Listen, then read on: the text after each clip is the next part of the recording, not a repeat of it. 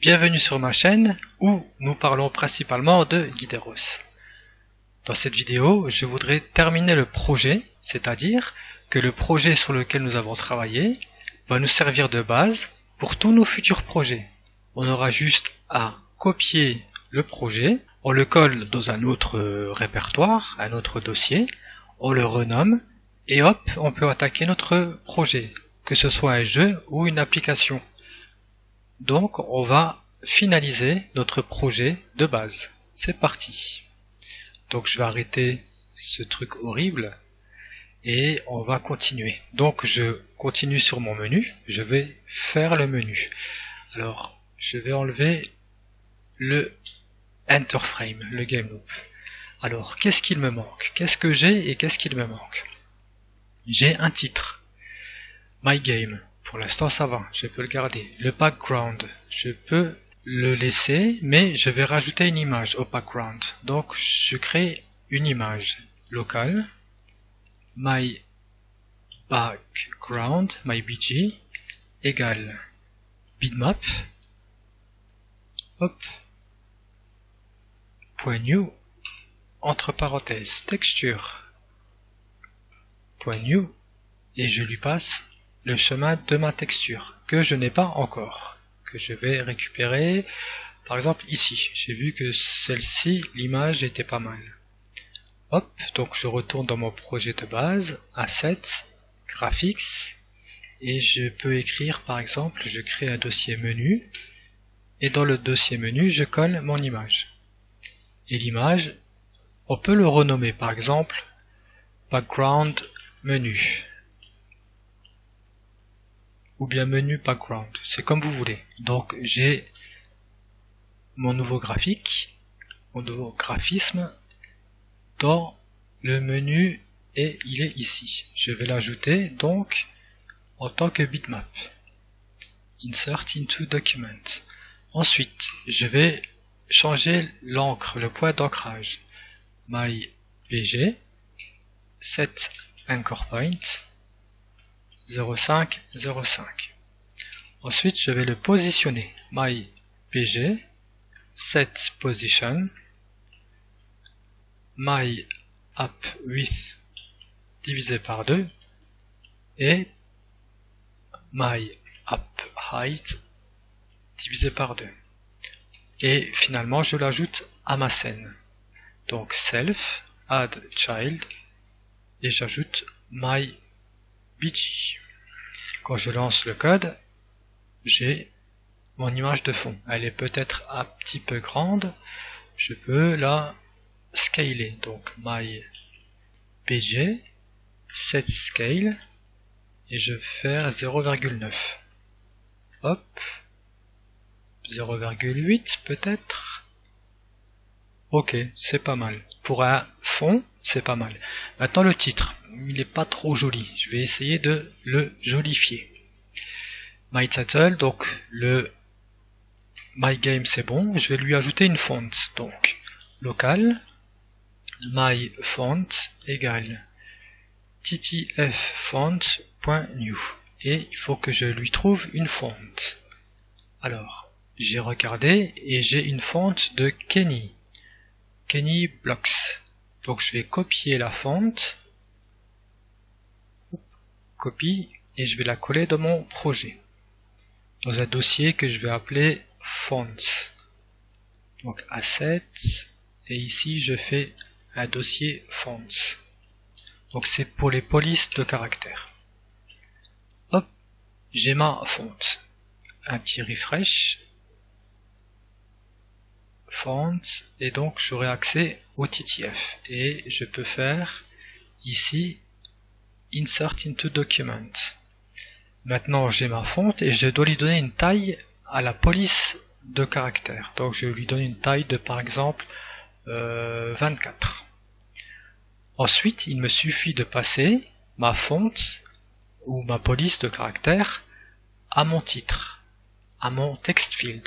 Donc maintenant je lui passe, à la place de dire nil, je lui passe ma font, my font. Si je lance le code, c'est bizarre. Donc je suis où? I found set scale. Hop, ça je peux déliter. Si je relance, ok. Donc là j'ai quelque chose de plus joli. Je vais augmenter la fonte jusqu'à ce que ça me convienne. 30, 48. Ok, my game, c'est pas mal. Ensuite, je vais le positionner un petit peu plus bas. À la place de 2,5, je vais faire 2. My game, oui, et même peut-être un peu plus grand encore. 54. Ok, c'est pas mal. 2,2. Allez, je vais le descendre un petit peu plus. Je vais changer aussi la couleur du texte qui me plaît pas trop. Donc je vais lui faire ici Anchor Point, Position, et je peux lui faire en dessous la couleur My Title, Set Text Color, et je vais lui mettre un, je ne sais pas quoi, un blanc. 1, 2, 3, non. 1, 2, 3, 4, 5, 6. Oui, c'est mieux, mais bon. Après, à vous de voir, c'est selon vos goûts. Ensuite, j'ai un bouton. Mais le bouton que j'ai, il ne me plaît pas trop parce qu'on peut pas faire grand chose. Alors ce que je vais faire, je vais tricher. Je vais dans le wiki, la documentation de Guideros, et je vais aller dans le Guideros 2D Helpers. Là, j'ai toute une série de boutons qui sont à ma disposition. Je vais faire une démo avec Button with Text and or Images UDDP. Donc je clique sur le titre et voilà le code. Donc c'est une classe qui hérite de la classe Sprite. Donc on connaît déjà le principe d'héritage. Donc on va pouvoir se servir de cette classe pour créer tous mes boutons de mon jeu. Tous les boutons de mon jeu. Hop, hop, hop, je descends jusqu'en bas du code et ici j'ai fini. Je copie le code, je retourne dans mon projet et je vais créer un nouveau dossier. New folder. Je vais l'appeler class. C-L-A-S-S-E-S. Dans le dossier class, add new file. Et je vais appeler mon fichier button text UDDP. Hop. Je double-clique et je colle mon code. Le code du wiki. Alors pourquoi j'ai appelé le fichier buttonTextUDDP.lua? Parce que c'est le nom de la classe buttonTextUDDP. Maintenant je vais pouvoir me servir de cette classe pour fabriquer un joli bouton ou même des jolis boutons autant qu'on veut. Alors a button, je vais effacer tout. Bon, peut-être le event listener je vais le garder et je vais changer tout ça. Hop, c'est parti. Je vais créer un nouveau bouton. Local, my btn égale. Je vais appeler ma classe, donc c'est btn text uddp égale button text uddp.new. Hop, et voilà, c'est fini. Maintenant, j'ajoute mon bouton à la scène, donc self.add child, pas dot, deux petits points add child, et j'ajoute my btn. Je peux ensuite le positionner. My btn set position, et je vais le positionner my app width divisé par 2 et my app height divisé par 10, et je vais le positionner à peu près à 4 ou 5, allez 5 fois ma hauteur divisé par 10. Le add child je peux le mettre en dessous ici. Donc si je lance, j'ai une erreur. Xparams. Ok, donc il faut lui passer des paramètres à mon bouton. Alors, tous les paramètres là sont disponibles et ils sont tous optionnels. Donc, on va commencer. Qu'est-ce qu'on va lui dire? On va lui dire, je vais faire une autre vidéo qui va expliquer comment utiliser au mieux la classe du bouton UDDP. Mais pour l'instant, je vais faire quelque chose de simple. Je vais faire un pixel de background. Donc, je vais faire pixel color up. Alors, pour rajouter l'option, je vais entre les parenthèses et je vais créer une table. Hop, j'ouvre et je ferme les crochets. Et dans la table, je vais faire pixel color up égale et je lui donne une couleur. Donc, par exemple, je vais lui donner X0X, une espèce de bleu. Donc, est-ce que je vais RGB? Donc, je vais faire 00, allez, AA, et bleu, je vais faire FF. Maintenant, si je lance le code, on voit que j'ai un bouton. Mais il est un peu trop basique. Je vais lui rajouter des options. Donc là, j'ai ajouté l'option pixel. Maintenant, je vais lui ajouter un texte. Je vais à la ligne, je vais faire texte égale comment dire, start. Voilà, start, ça serait pas mal. Hop. Donc là, on voit que j'ai le start qui est venu. Maintenant, je vais lui dire de prendre une fonte, donc une police. Alors, font égale, et je vais lui passer la fonte de Kenny qu'on avait tout à l'heure. Font c'est ici, et Kenny insert into document. Donc maintenant, j'ai rajouté une fonte. Et je vais lui donner aussi une taille pour le texte. Donc, font size, je sais plus c'est quoi l'option. Donc, texte, font size. Donc, je lui passe une font size, donc une taille de police, font size égale, par exemple, 32. Hop, voilà. Donc, on a un bouton. Le noir, c'est peut-être pas terrible, on peut changer la couleur. Le paramètre pour changer la couleur, je ne connais pas, c'est text color up. Ah oui, donc là on va pouvoir faire un effet bouton qui est enfoncé et bouton qui est pas enfoncé, pas appuyé. Donc text color up et text color down. Je vais faire text color up. Donc quand le bouton n'est pas appuyé, je vais lui mettre en blanc 0x 1 2 3 4 5 6 et quand il est appuyé, text color, donc la couleur du texte quand il est appuyé c'est down égal, et je vais le mettre en jaune, ou je sais pas quelle couleur ça va être, 0, hop, FF. Maintenant quand je lance le code, j'ai bien mon bouton et l'effet de hover. Quand j'appuie, hop, on a bien l'effet escompté. Donc c'est beaucoup plus joli. Et ce qu'on peut faire, on peut même maintenant le monter parce qu'il est un petit peu trop bas. Donc je vais faire 4 fois la hauteur. Oui, c'est pas mal. Et je peux augmenter la taille du texte. Alors si je fais 48, ouais, c'est peut-être un peu trop gros. 42, ouais, c'est pas mal. Et je peux le descendre un petit peu plus. Donc je vais le mettre en 4,5.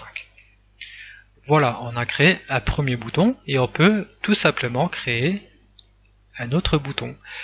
Alors, ah oui, j'ai oublié de faire le Event Listener. Donc on va faire le Event Listener. Là, on peut effacer la ligne parce que on n'a pas besoin. C'est géré par la classe du bouton. Donc c'est géré par la classe button text UDTP. Et on a juste besoin de dire change de scène. Donc scene manager change scene. Donc ça c'est fait. Alors on peut rajouter un deuxième bouton.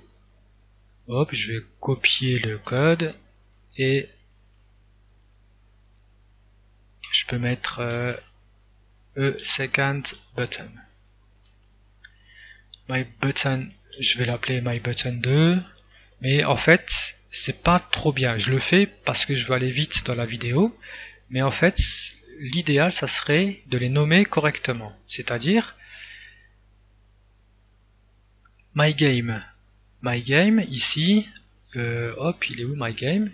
My title. Donc le titre, il est pas mal. Il correspond à ce qu'il fait. Donc c'est bien le titre de mon jeu. C'est my title. Ensuite, le bouton Start, au lieu de l'appeler My Button, j'aurais pu l'appeler My Button Start. Ou bien My Button 1 ou je sais pas quoi. Et My Button 2, j'aurais pu l'appeler My Button, je vais voir ce qu'il va faire. On va dire que c'est les options. Allez, Button Options.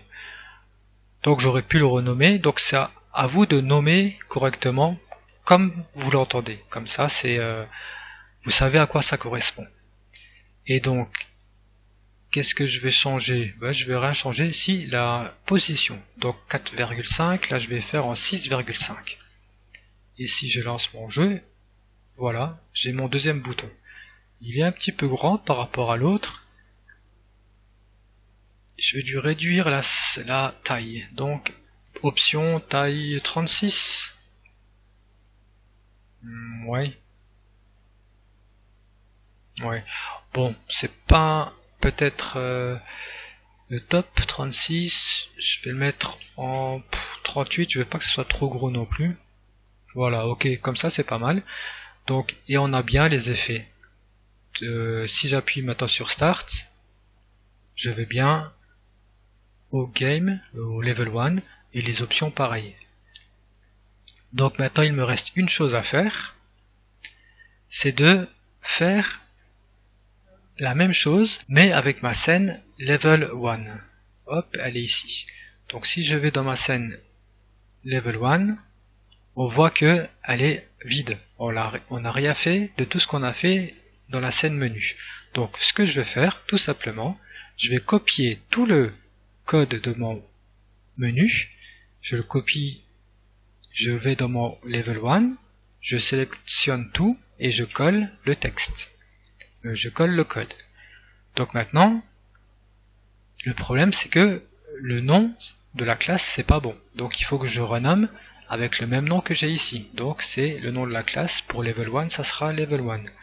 Alors ce que je vais donc level 1, CTRL H et je vais remplacer tous les noms menus par les noms level 1. Je vais sélectionner la case match hold word only and match case et je fais un replace all. Voilà, comme ça j'ai mon nouveau level 1 avec toutes les classes qu'on a écrites pour le menu. Ensuite, qu'est-ce que je peux faire? Ici, je peux lui supprimer le... Oui, je vais lui supprimer le background pour qu'on sache. Je vais lui peut-être pas le background, je vais laisser le background, vous pourrez le changer. Par exemple, level 1, vous mettrez un autre background. Et je vais changer le titre. Je vais enlever le titre, on n'en aura plus besoin. My button, je vais pas en mettre deux, je vais en mettre un seul. Et quoi d'autre? Ben c'est tout, hein. Je pense qu'on est bon. Et là, donc dans notre jeu, on pourra faire le code pour la game loop. Donc on pourra bouger le bonhomme, le vaisseau ou quoi que ce soit. Your game here. Et donc, ah oui, donc aussi j'ai oublié de changer pour les event listeners. Donc on va pas retourner au level 1, on va retourner au menu quand on appuie sur le bouton. Et le bouton, on pourrait donc le renommer et on va faire un petit X et le petit X on va le placer en haut à droite. Donc on va le placer quelque part ici. Vous pouvez le placer où vous voulez, mais pour exemple je vais le placer en haut à droite. Alors ma position c'est ici, my app width, donc je vais prendre la largeur totale du jeu et la hauteur je vais faire, je vais essayer 1 pour voir. Si je lance le code, je vais à mon level 1 et le bouton il est bien là, mais il est un peu trop à droite. Donc c'est bizarre le texte qui est écrit. Donc la position, elle est en X. Je vais faire moins my btn get width. Et en Y, le Y, ouais, il est pas mal le Y. Si je fais 0, voir ce que ça donne. Donc je clique sur Start. Ok, donc on va mieux viser. Donc c'est get width et je vais faire diviser par 2. Hop, j'augmente le code. Et la hauteur, on va faire... on peut enlever tout ça. Et on peut faire la hauteur de mon bouton. Donc my button get height. Ouvrez, fermez la parenthèse, et je crois qu'on peut le diviser par 2. Maintenant, si je regarde, voilà. Donc là, on est bien positionné. Et si on appuie sur le bouton, on revient au menu. Conclusion, nous avons préparé un projet qui va nous servir à commencer tous nos futurs projets. On aura juste à le copier, on le colle dans un nouveau dossier, on le renomme, et hop, c'est parti. On a directement des boutons, on aura un titre, on aura une image, le code il sera déjà écrit, il y aura juste à changer les assets, avec la police de caractères et tout ça. Donc voilà, ça c'était le but de la série. Maintenant, il y en a qui vont dire, oui, mais on a copié le code de la classe. On l'a pas tapé tout nous-mêmes. Ok, je suis d'accord, mais le code vous appartient. Vous pouvez faire tout ce que vous voulez avec. Vous pouvez effacer l'entête, ne garder que la classe.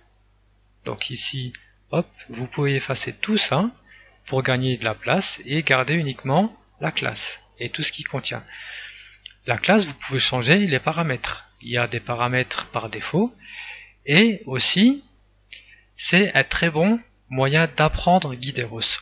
On va pas apprendre comme ça. C'est tellement énorme, on peut pas tout apprendre à travers des vidéos. Il va falloir regarder le code. Il va falloir regarder beaucoup de code. Et le wiki est très bien fait parce que il y a beaucoup de code disponible. Ça c'est un exemple. Le bouton c'était un exemple. Mais il y a encore beaucoup d'autres codes dans le wiki. Alors, quand vous allez regarder et essayer, déjà juste lire, vous lisez le code. S'il y a des choses que vous ne comprenez pas, c'est pas grave. Vous passez. Tant que vous savez utiliser une classe, vous avez gagné. Après, comment ça marche, c'est pas obligatoire de savoir comment ça marche derrière. Pour plus tard, quand vous serez plus avancé, oui, ça sera bien de tout savoir. Mais au début, on ne pourra pas tout comprendre. Et c'est à partir de ça que vous allez apprendre à utiliser Guideros. Alors, si je retourne par exemple en haut, dans le wiki, on regarde, il y a le Scene Manager qui est aussi expliqué dans le wiki. Il y a le code qui est disponible, qui est visible, donc vous pouvez regarder le code, qu'est-ce qu'il fait.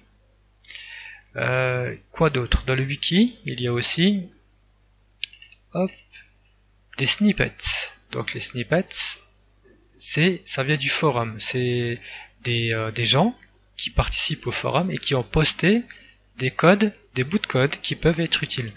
Par exemple, date and time. Hop, c'est ici. Comment récupérer la date et l'heure dans Guideros. Hop, là on aura par exemple le format 2020 0309, donc 9 mars 2020 avec l'heure. Comment dessiner un cercle? Voilà, ça c'est très facile. Vous avez une classe, donc une classe qui fait peut-être une dizaine de lignes. Une fois que vous l'avez intégré dans votre code, vous pouvez dessiner un cercle. Après, une fois que vous comprenez comment ça fonctionne, vous pouvez modifier la shape solide. Par exemple, vous pouvez mettre un autre paramètre shape, je sais pas c'est quoi les paramètres.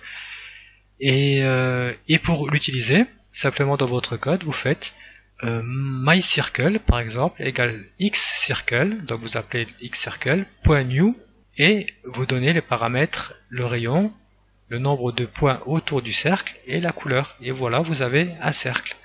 Et voilà, c'est donc un autre exemple de cercle pour faire des autres figures. Bon là c'est un peu plus long, mais vous aurez plus de possibilités. Donc mais c'est vraiment, Guideros, c'est vraiment incroyable. Et voilà, je vous souhaite de réussir avec Guideros, et même sans Guideros, je vous souhaite une bonne réussite. Voilà, à bientôt.